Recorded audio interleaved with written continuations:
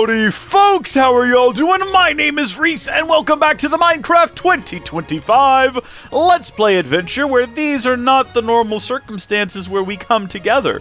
It is not a beautiful morning where we are facing the east, towards the rising sun.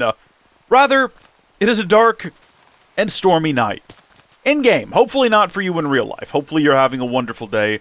Or maybe you like the rain. Personally, I like the rain. I used to like the stormy days. I used to enjoy a hurricane now and then. All the way up and until last summer when a tree fell on my house. And now I have a minor bit of PTSD anytime the sky gets dark. And I start worrying about maybe the trees are swaying back and forth a little too aggressively. I've been waiting on these guys to get here. Now, I've already repaired all of my armor and all of my tools, because today we don't really need to do that. I just noticed that the pickaxe in particular was getting a little low. No, sorry, the shovel. The shovel was getting a little low, probably from all the digging of dirt we've been doing. And I just wanted to take a second to come up here and clear all that away. And definitely worth it to get everything repaired, get ourselves almost back up to level 30. And now we're going to discuss something that can best be discussed from up here. Now, when I started this video, or when I decided what we were going to do today, I had just gotten up here and started killing creepers. So it was bright, the sunshine, the rain has now gone, but it was still raining at that time. Sorry, it was not yet raining at that time. This is before the rain started, and it was a little easier to make out down there what I want to talk about. But do you see that bit there where it kind of juts out and curves back around? Man, you know I have been stressing about what to do with the villagers on our island, where to put them, how to build up their little homes and everything. But I think I finally worked it out. I think I finally figured out what it is I'm going to do. I'm going to build that out. We're going to be feathering the sand like we did on Deadpool Island, but we're going to extend Gilliam Island out right there, and then that's where we're going to finally build the long-awaited, long-promised, long-rumored bridge, and then a pathway back up to the tree. We talked about doing the bridge over here. I still like that idea. I like the idea of extending that out a little bit more so it's not such an abrupt end there. Have it just curve out a little bit. Okay, and then maybe having a bridge there? The bridge I'm not sure about. What I am sure about, though, is that right down there, we're going to extend that out, and this is going to be the village area. And that is what we're going to do today. I almost said Smurf. Ferb? What is Smurf? I know what a Smurf is. It's a little blue fella. Hey, guys! Who's ready for some grade A, high-quality breeding material? We're going to breed a pink one and a white one. We're going to see what we get here. Okay, another white one. Do we feel like the brown and the yellow are very male-coded, and the white and the pink are very female-coded, or is that just my imagination? Because the white ones have pink on them. Oh, hey, fellas, what are y'all doing back there? And, of course, brown and yellow is like pee-pee and poo-poo, which is definitely very male-coded, because you'd have to be a guy to think that was funny or worth mentioning. I need to collect this real quick. Let me do my top of the episode harvest. It's only going to take a second. I really do need to set up the water thing that automatically flushes all of this for us. That needs to happen soon. Like, it doesn't really help with the planting. Also, though, we could just build a contraption that automatically plants and then bone mills seeds. And we can just, instead of waiting on this stuff to grow, we can grow it on demand. That might even be the better move, and probably something we're going to do in the next few episodes, now that I've mentioned it. I've seen it before. We're not going to follow a tutorial. Much like with the turtles, for whatever reason, I'm feeling very stubborn, and I want to figure it out by myself. Boy, these things grow fast, don't they? They're like the new melons. Remember when we had melons constantly? We don't need any of these. Speaking of turtles, though, real quick, how are we doing on that front? Oh, that guy's getting bullied by squids. Y'all saw that too, right? That was kind of funny. How are we doing over here? Anyone hatch yet? No one has hatched yet. Wait. Oh. Well, I didn't mean to do that, but that was nice. Where did the water go? Did I just dunk the water in here with them? I did. I don't think there's supposed to be water there. I think we might have messed up the machine. They're not... Are they bobbing still? Maybe that's where the water was anyway? I don't know. The machine hasn't worked properly since its installation. Yeah, look, the water, it's no longer... The items are now just jumping directly into my inventory instead of going down here. Well, no, some of them did. Yeah, no, I think we just cooked it. I gotta disassemble all this anyway. Because I've decided that I'm gonna rebuild it. Instead of having the one unit, there's gonna be multiple of them. And then that way I can hopefully get more food more quickly. Because you know me, I love to chow down on beef pretty much constantly. We'll worry about that later. Let me get some more. Oh! Worry about it now, I guess. Everybody else see what I see? Everybody else looking at what I'm looking at? At the window there. You seeing that? Okay. That's all we're getting from there. And then I had a bit of a curious question of how are these doing? I reckon these are going to be more worn. Yeah, but we've still got a long ways to go before we have to worry about them. Buddy, how did you get on dry land? Well, the beginning of this episode was front-loaded with just chores, and I will not apologize for it. Having a quick look here. All of these are things that I'm really in just, like, no rush to do. We did smooth the shores a little bit, but we haven't finished it. I guess we're technically working on this and this bit today, but this bit is really not relating to what we're doing. That bit is relating more to this. And by the way, since dealing with the little surprise that I'm assuming Weichel left us, or Wickle, is it supposed to sound like Wiggle? Is it Weichel? I have no idea. I have no clue. If you have any thoughts on the subject, let me know. But after dealing with that, I've not seen them again. But the last time I said that, there was an explosion waiting for me. So I'm always weary, always hesitant, always watching. So what we need right now is sand, and a lot of it, because we've got to figure out exactly how we're going to frame this. I'm going to grab some sandstone, too, just in case we need to build some platforms underwater that need to be gravity resistant, like we had to do the last time we did this. Some beach feathering, although we're not actually going out here to feather the beach. We're going out here to figure out the exact sort of new boundaries. If we need to extend the feathering or whatever, we can do that. Hello, Toidle. How are you doing? But one thing we know we want to do is we want to have... Do we actually want to bump this out some so that it comes out past that wall? Oh, come on. I can't even be in the water for a full 1 minute before I'm being besieged by beasts. They've set upon me. Whoa! Almost didn't see you there, buddy. So we've got this down here, which probably leads down into the tunnels, if I had to guess. Have we ever gone down here before? Oh, goodness. It does go. And it keeps going. It's extensive.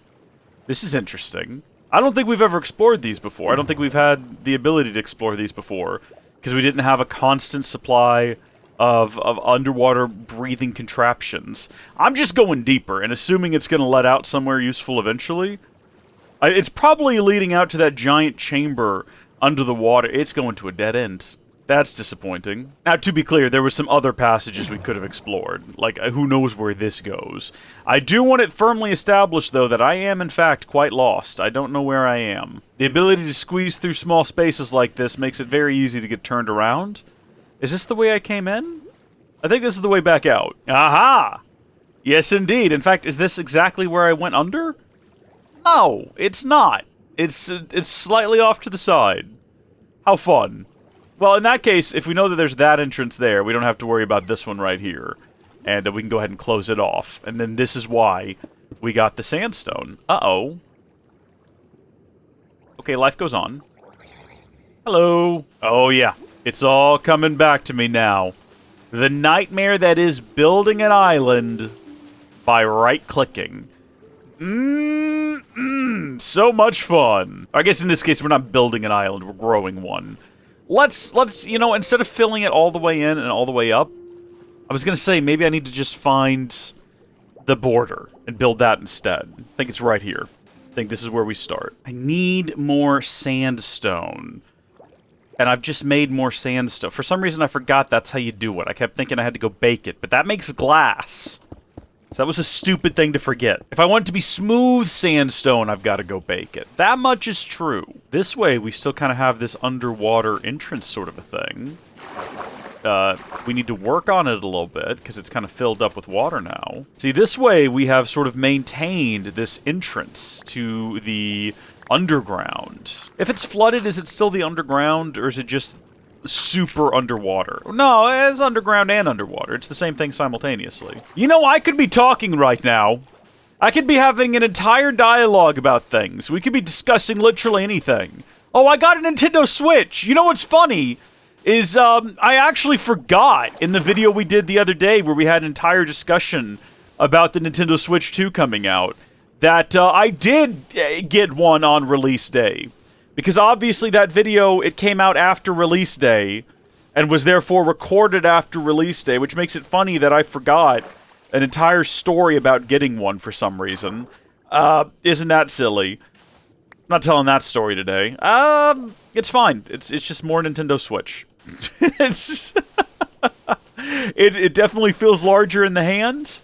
It's cumbersome and uncomfortable to hold. I'm waiting on a new grip to come out. I typically, not a sponsor, obviously, this video is going to get 10 views.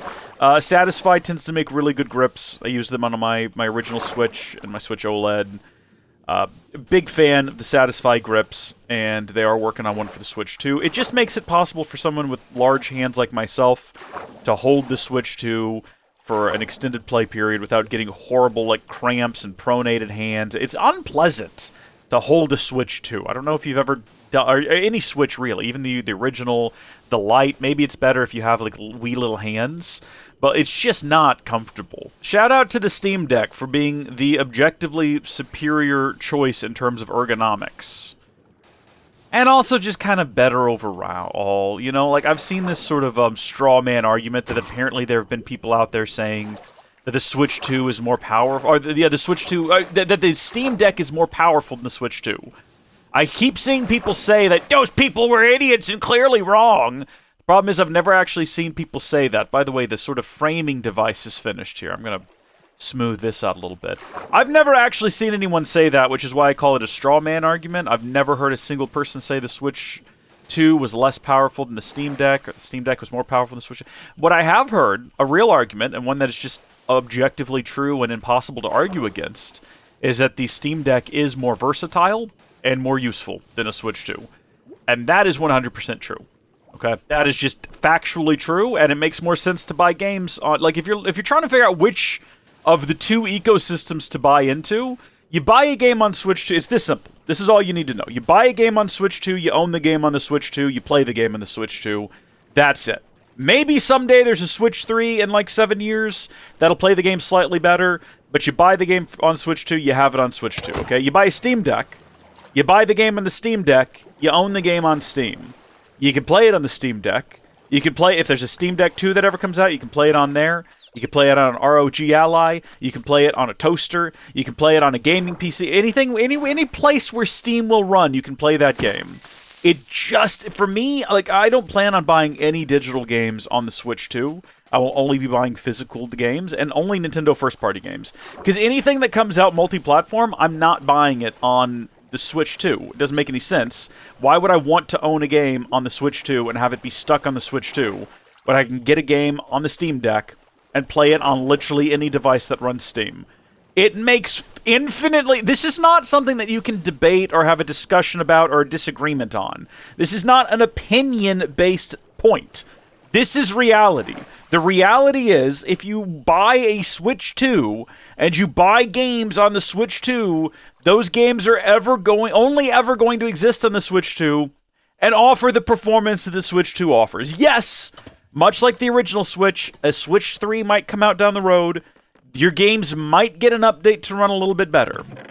But if you buy your games on a Nintendo, what was I just talking about? If you buy your games on a Steam Deck, if you buy them on Steam, you can play them on anything that runs Steam, and you basically have an infinite amount of upgrades you can do. Because if you don't like the way the game looks or runs, you can buy better hardware. You can buy a game right now on Steam. I bought my first Steam game was probably Portal and Portal 2, or it was Orcs Must Die. I played Orcs Must Die very recently, the original, on my Steam Deck. I bought that game 2010, 11, 12, somewhere in that time frame. Okay, over a decade ago, at least. And I can load that thing up on anything I own that runs Steam, that decade-old game. You can't, you bought a game a decade ago, what, on the Wii U? You can't just load that up on your Switch 2 and get better performance and better graphics. I could take that exact game I bought over a decade ago, load it up on anything I have that runs Steam. I can run it on my new ultra-wide monitor at full resolution, 240 hertz. And guess what? In the future, let's say I bought this much. So this is, I got a new monitor. It's an LG Ultra Gear. It's 3840 by 1440. It's last year's model. It's the 2024 model because I got it for half the price of the current model. The current model is, in quotes, 4K because it is 20, what is it? It's 5K, 5120, I think is 5K. whatever the 5K resolution is by 2160. So it's got quite a few more pixels. The reason I didn't go with that one was because it was $1,000 more. $1,000 more! And also, it would take more horsepower to run. But guess what? In a couple of years, when I get a new GPU, I could get that new monitor. Also, it had a lower refresh rate. At full resolution, it does 165, whereas the last generation, which is 3440 by 1440, it'll do 240. Now, that monitor has a cool hat trick where it can like have its resolution to like a 1080p and go up to 360 hertz, but there's no situation where I ever want to do that. I'd rather have a 1440p-ish resolution at 240 hertz. But anyway, in the future, there will be a 5K by 2K version of that monitor that'll do 240 hertz. And I'll be able to buy a new graphics card, and I will be able to run Orcs Must Die at that resolution at 240 hertz. You can't... That's the problem that I have right now. This is where I'm at with consoles, right? This is what Steam has done to me. This is what Steam Brain does to you. You start to question, well, wait a minute. I bought this game on Steam. I can download this game on anything that I own that'll run Steam. I have infinite upgrade potential. Why would I buy a digital game on any other platform when it's just going to be stuck to that platform? You can buy a PS4 game, play it on the PS5, right? Maybe you can play it on the PS6 as well. Problem is, maybe you can't. We don't know yet. Will the PS6 be backwards compatible to the PS... There's no practical reason for it not to be. It'll be x86 based. It'll probably be built on AMD hardware. There's no practical reason you wouldn't be able to play PS4 games, but you're kind of at the whim of the person who designed it. You buy a game on Steam... You can play it on different architecture. I've been playing Civ 5 on an M4 MacBook. An M4 Max Mac. But you get the point. It's an ARM architecture. It shouldn't work. But it does. Because there's Rosetta 2, a compatibility layer, that makes it work. Like, I just don't know why you would intentionally... put yourself in a situation where the games you're buying are kind of like your ability to play them, you're beholden to the whims of multi-billion-dollar corporations who actually have an incentive not to allow you to play your old games on new systems or give you upgrades when they can just resell you the game. You look at something like Skyrim, right? Like, if you bought the PS3 version of Skyrim, you're not playing that on the PS4. You're buying a different version. Can you play it on the PS5, your PS4 version? Sure.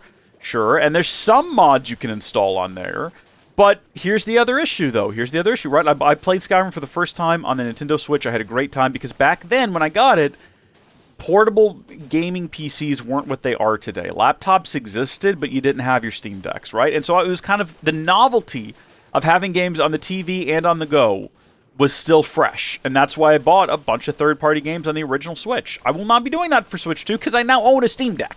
Okay, and I've seen what the new Z2 Extreme processor performance is looking like, and it's really impressive. It's going to be more expensive. You're going to spend more money than you would on a Switch 2. Like, yeah, up front, sure, makes sense. Switch 2 is more affordable up front. But again, there's that argument of if you buy a game now on Steam, you got that on any device that will run Steam until Steam stops existing at some distant point in the future.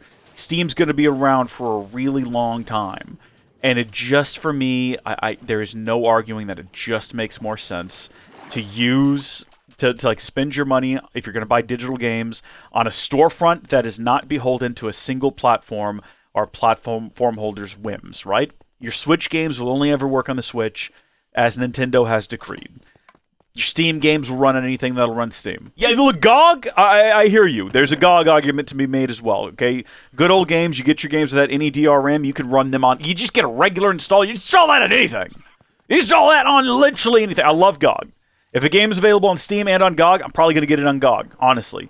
Just because I like knowing I can download that offline installer, stick it on my storage server, you know, have it be protected with the power of ZFS, and have that in the future if I need it. But we're making a point right now. We're specifically going with Steam here for this discussion.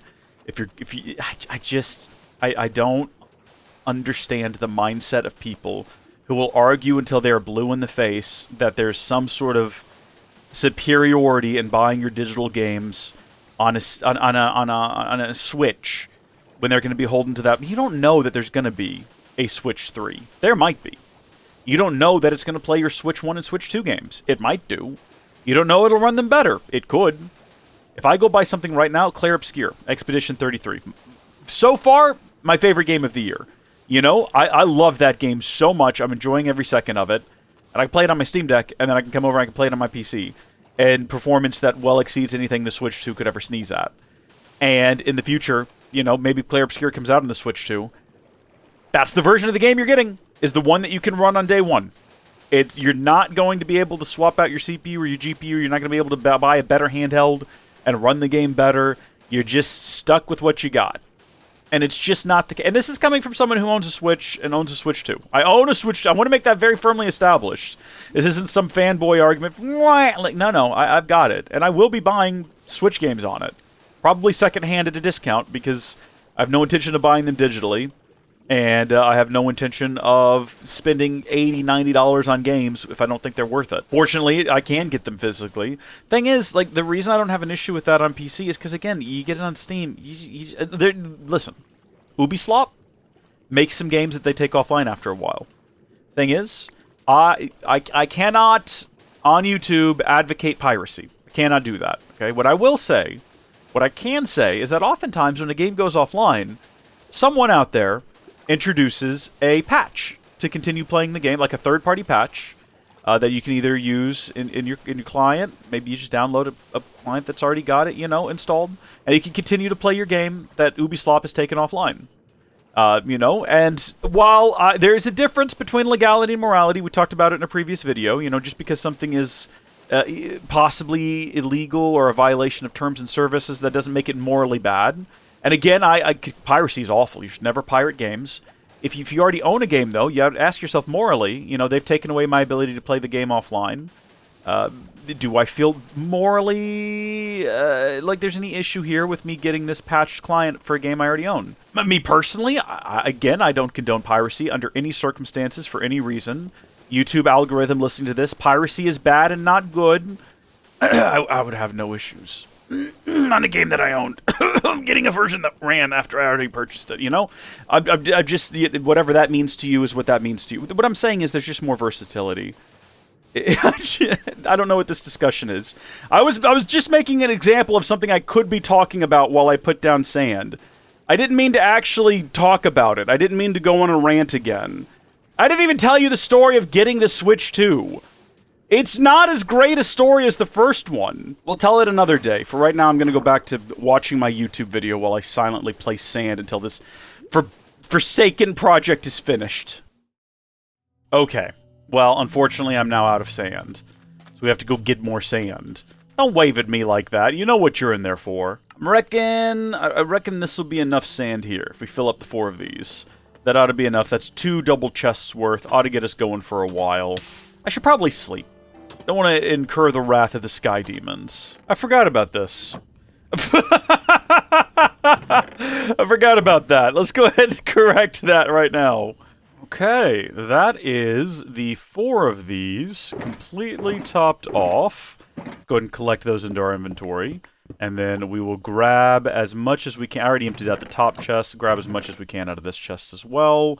And that ought to get us where we need to go with the current project. That is not how we get out of here. Oh man, the turtles are loving the extension to the beach for some reason. I don't actually know. Did I just get shot at? What? I hear bows and arrows. No, I don't. I hear the sound of a triton. That's not what it's called. What is it called? Wait, hold on. Wait, where was it? Where was it? Where was it? Ow, wait, where? There you are. Oh no, it was a bow. Okay, what is this stupid 3-pronged spear thing called? I've already forgotten. Hold on, I've got one. Wait, what is this thing called? I can't tell because I've got a funny name on it. Trident! That's it! That's what it is! Look it up! To type in, I knew it was try something! Alright, back to this, I guess. Preemptively, let's put down torches so that we don't have things spawning up here and causing problems. Now that is the sound of a trident. I know that sound. I mean, yeah, I confused it earlier with a bow and arrow. Oh my gosh, there's so many. There's 2 trident wielders. There's one of them's a baby. They keep hitting each other. It's a tragedy, honestly. Did I get it? No tridents. Boom. The new beach has been formed. Oh, yeah. Look at that. Now, it won't be represented on the map just yet. The map only refreshes at certain intervals, and I don't know what they are or if there's a button on here to force it necessarily. Automap. Automatically map explored regions. Single player. I'm assuming not. Disable mapping. Save. I can save the map? Oh, there it goes. It updated. What does saving the map do? What does that accomplish? I have a lot of questions. Does that... No, well, we'll never know. I clicked it and nothing happened. Fantastic.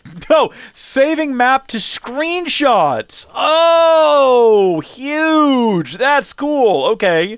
Well, here's what it looks like now. As you can see, the island looks quite a bit different. We continue to constantly reshape, resize, and reform the island to our will and to our imagination with each passing episode. And I like what we've done here. I like this a lot. So the real question I have now, and it's the last thing that I got to figure out, is, are we going to elevate all of this with dirt? Because currently it is at a level with, well, sort of the base level of Deadpool Island over there. And that's fine. Mobs can't get up here. Turtles probably can, but we know that the zombie fellows... Oh, that's back. Again, I only clicked it the one time. Maybe it took a while.